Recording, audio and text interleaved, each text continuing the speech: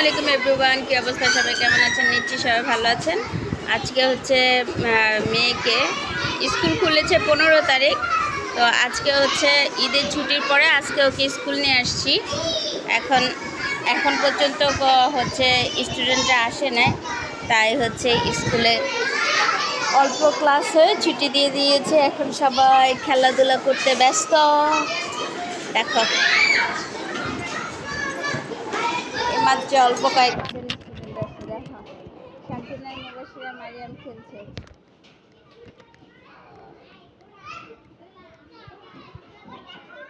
শান্তিনাথ পড়ে যাবা।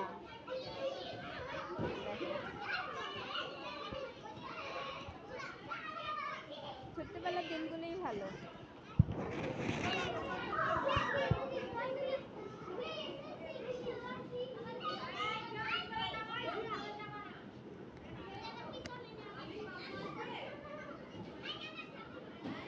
এই জিনিসগুলোই ওর জন্য স্মৃতি।